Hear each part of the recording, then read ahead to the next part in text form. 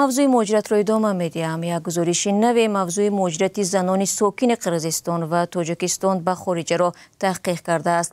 Ин гузоришро Созмони ҷаҳонии муҳоҷират анҷом дода рӯзи 16 октябр нашр намуд. Он бар пояи мусоҳибаҳои як ба як ва гурӯҳӣ бо даҳҳо заноне дар ин ду кишвар таҳия шудааст, ки дар давоми чанд соли ахир муҳоҷиратро таҷриба карданд. пурсишҳо моҳҳои май ва июни имсол барпо шуда дар Тоҷикистон аз ҷумла занҳои аз муҳоҷират баргаштаву сокини шаҳри Душанбе, ноҳияи Рӯдакӣ ва шаҳри Кӯлоб дар он иштирок карданд. ҳамкорам Хиромон Бақозода бо ин гузориш ошно шуд ва пеш аз барнома аз ӯ хостам муҳимтарин хулосаҳои онро ба мо бигӯяд. бале Шаҳло, яке аз хулосаҳои муҳаққиқони Созмони ҷаҳонии муҳоҷират ин аст, ки асосан ҳадафҳои занҳои Тоҷикистон ва Қирғизистон аз муҳоҷират аз ҳам фарқ мекунад. Масалан, агар аксар занҳо аз Қирғизистон ба хотири дастёбӣ ба як истиқлолияти молӣ ва дарёфти кору даромади мустақилона ва барои кӯтоҳмуддат ба муҳоҷирати корӣ бираванд, бисёр занҳои тоҷик ба хотири ҳамроҳии ҳамсаронашон ва барои дарозмуддат ватанро тарк мекунанд.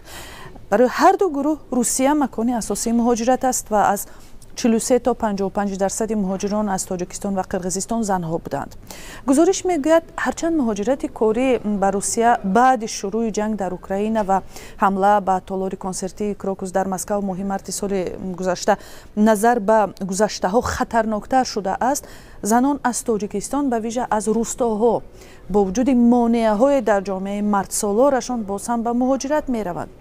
онҳоро аз мушкилот пурсиданд ва занҳои муҳоҷир аз ҳар ду кишвар гуфтанд хуб надонистани забон, мушкилоти санаду муроҷиат ба сохторҳои давлатӣ, нақзи ҳуқуқашон дар кору ҷомеа ва барои занҳои тоҷик фишор аз ҷониби аъзои ҷомеаи худӣ ё тоҷикистониҳо вуҷуд доштааст.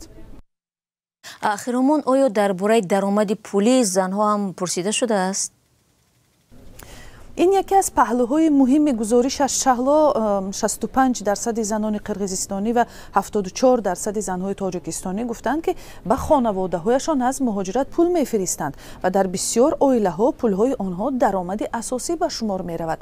як нуктаи ҷолиб ин аст, ки вақте занҳо худро ноновари асосии оилаҳояшон эҳсос мекунанд, баъди бозгашт истиқлоли молии онҳо аз даст меравад, чун мардон назорат бар хароҷоти пулҳои онҳоро дар ихтиёри худ мегиранд, чун ин занҳо бояд дубора аз рӯи меъёрҳои ҷомеаи падарсолор амал кунанд.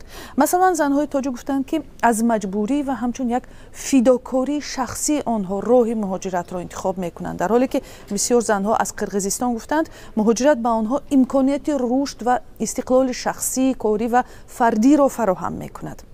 айни замон боз ҳам ба муҳоҷират рафтани занонро дар ҷомеаҳои кишварашон чандон хуб қабул намекунанд ва занҳои пурсидашуда гуфтанд, ки вақте мардон аз муҳоҷират ҳамчун қаҳрамон бармегарданд, занҳо агар боз бепул баргаштанд, онҳоро ҳамчун як шахси номуваффақ арзёбӣ ва ҳам дар бораи корҳои дар муҳоҷират кардаашон бисёр савол мекунанд.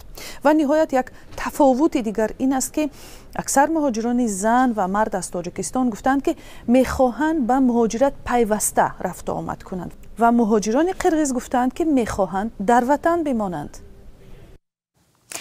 ташаккур. Хиромон Бақозода буд бо хулосаҳои гузориши Созмони ҷаҳонии муҳоҷират дар бораи таҷрибаи муҳоҷирати занҳо аз Тоҷикистон ва Қирғизистон.